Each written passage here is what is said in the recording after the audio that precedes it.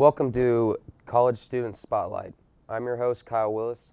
Many Americans have never encountered war and its effects, poverty, starvation, and death, face to face. These scenarios are distant to many of us, but not to Samuel Pyle, who was born in the midst of the Civil War in Sierra Leone in 1995. War is a very familiar portion of his childhood memory. Samuel is currently studying communication at Hanover College.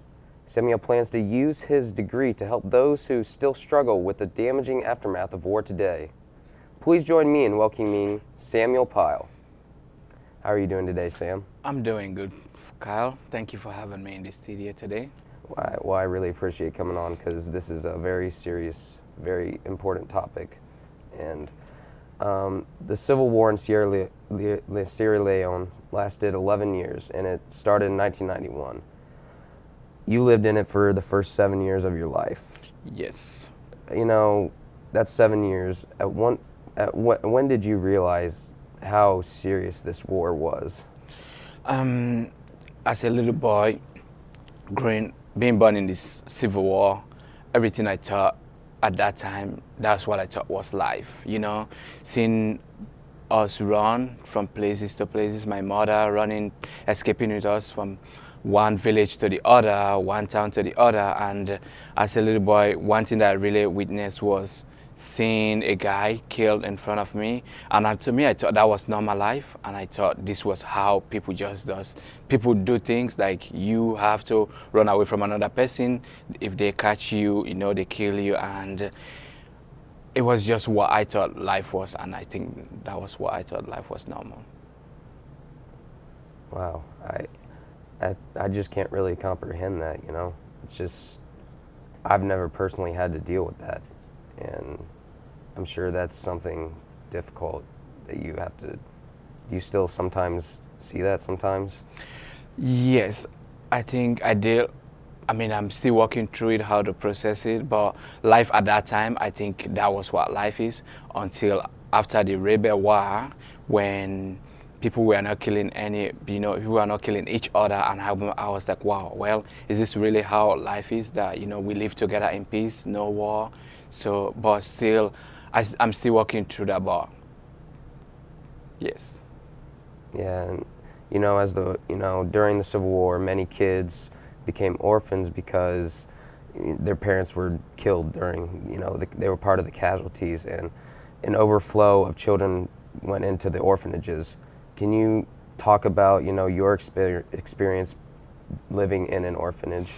Yes, I mean, I had 5 siblings at that time, and 2 older ones and 2 younger ones, so I was the middle child. So my mother, who got sick after my father passed away during the Rebel War, and she couldn't take care of us, and the only thing was that she took me and my 2 other siblings. My younger brother was a baby, and she just took us to the orphanage, and we were there, and because she could not take care of us. And the thing that really was sad about it, that I look at it now, was that at our orphanage there was 120 of us, and we just have 4 rooms, and at night you have to fight to get a place to sleep.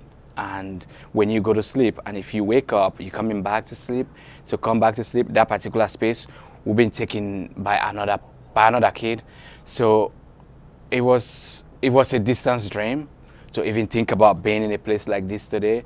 But there are some days living in that orphanage, and I thought that I would eat just one time a day, and then after that there will not be any other meal to eat. And sometimes we eat, like, if you have a food for this day, there will not be another food for the other day. And some morning I have to leave the orphanage and go to dustbins and just get trashy food to eat that. And it was a very hard life, but yes, it was. I can completely agree with that. I can't imagine having the option of just having to eat every day, or not knowing if you're going to have a bed to sleep on at night. I can't imagine what that's like. But you were able to escape that when your mother came and adopted you, you know. So tell me about, you know, the journey from meeting your adopted mother and coming to moving to America.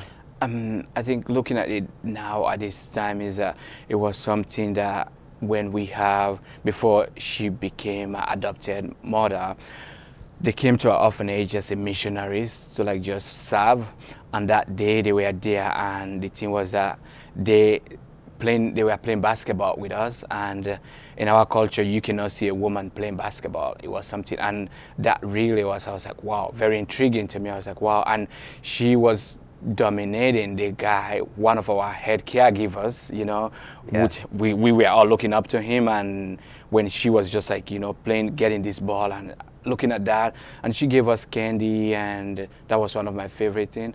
But after they have come to the orphanage and they look at life, just coming and hanging out with us, and they said the situation that we are in, because we are not eating 3 times a day, no schooling, kids we are getting sick on a daily basis, and sometimes kids we are dying at the orphanage. Okay, so they decided to take us to another orphanage where they can help us go to school, have our own beds to sleep, eat 3 times a day, have medication, be able to have clothes to wear on a daily basis. And they told the lady who was the director of the orphanage that I was living at that time, and they told her, and she was like, she doesn't see any reason why we should move from that orphanage and go to the new orphanage. And as a little boy, I was like, well, is this something that we really want it to continue to be? Because kids grow up at my old orphanage. When they become 18, they kick them out of the orphanage. They end up being on the streets, pickpocketing. And as a 12-year-old who has been there from 8, I was thinking, I'm like, do I really want to be in a position where I want to be kicked out of this orphanage at the age of 18? So after the sponsors came and they asked for us to move to the new orphanage, the lady kind of like just said, no, she's not willing for us to do that. So I talked to one of my friends whose name was Rasta, and I said, do you think we should run away from this orphanage and just go to these sponsors that are building the new orphanage so that we can have a bed to sleep, have meal 3 times a day? Rasta was like, no, I don't want you, let's don't do that. But I went to bed sleeping, all I can think about it was I was like, well, what would be the effect of me being here when I grow up and become 18-year-old and end up being on the street pickpocketing and then ended up in a prison, or going to see these sponsors? Maybe I can move there, get an education, maybe just eat 3 times a day, because all I wanted at that time, that was it. But the relationship at that moment that I built with that lady that I admire with her when we were hanging out, that led me into like the next morning leaving my orphanage, sneaking out of the orphanage and running away to go find her at a place that I've never been to.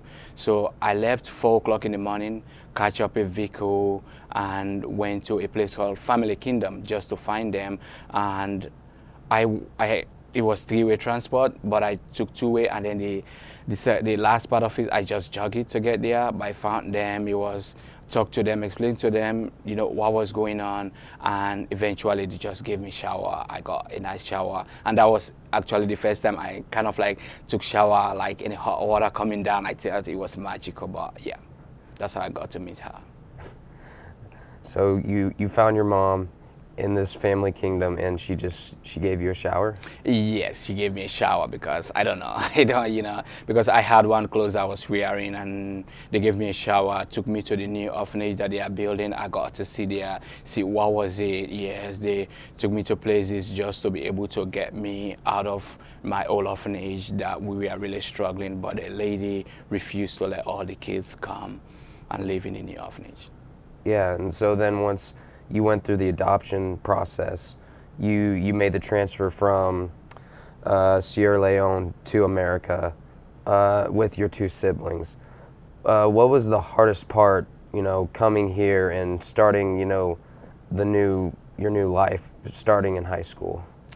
I mean, I think one of the hardest part is that getting to go to high school, and because I haven't have a very strong background of education. I didn't go to elementary school, not middle school. So when I came in at the age of 17, my adoptive mom, she just eventually was like, hey, go to high school, become a sophomore.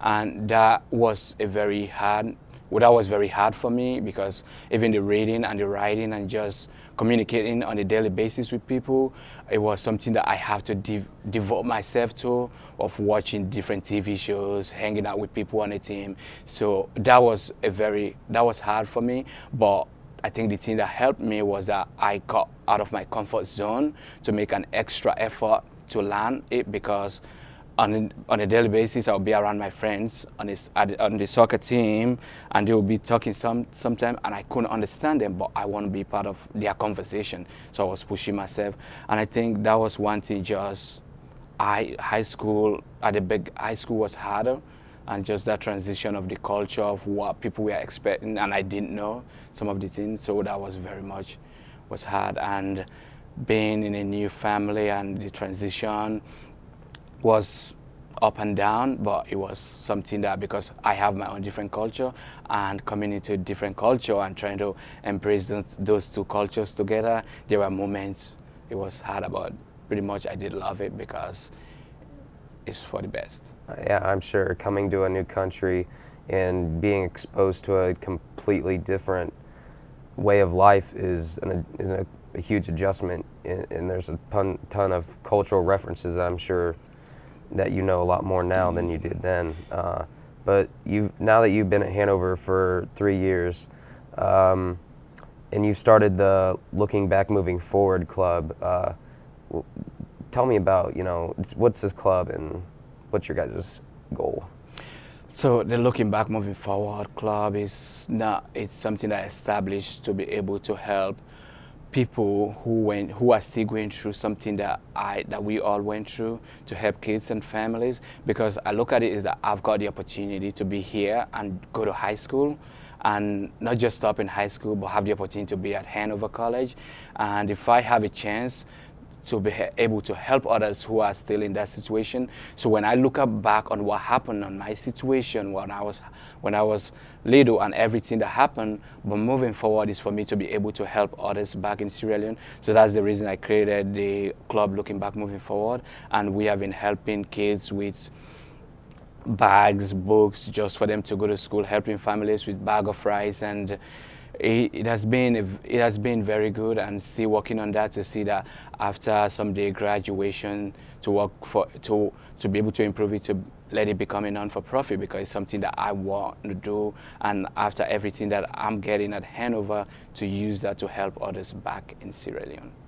Yeah, after everything you've been through, it would be understandable how bitter you could be, but you're deciding you want to go out and make the world a better place. How do you plan on taking what you've learned from Hanover when you graduate and trying to help people back at Sierra Leone? Sierra Leone, yeah. I mean, I think we have a choice. One thing I believe is that when you go through something, you can use that for good or you can use that for bad. I think that's a two-choice angle. I think there's a lot that I can be sad about, but I think I can also use that to make a difference in the life of other people in Sierra Leone. So just be able to explain to young people what it means, to be themselves, and be able to support other people who need help.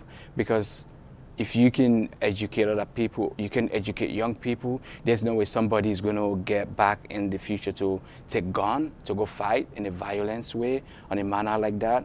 So non-for-profit is one of the things after graduation, after Hanover, I'm still working on it to make sure that I establish a non-for-profit here that will be able to raise money and just help people back in Sierra Leone. Well, that's really great, Sam. Thank you for sharing a small portion of your long story with us and coming on the show. I really enjoyed your company. Oh, thank you very much. Thank you for having me. We're glad to have learned about Samuel's memories of Sierra Leone and his future plans. I'm Kyle Willis. Thank you for joining me on Hanover Student Spotlight.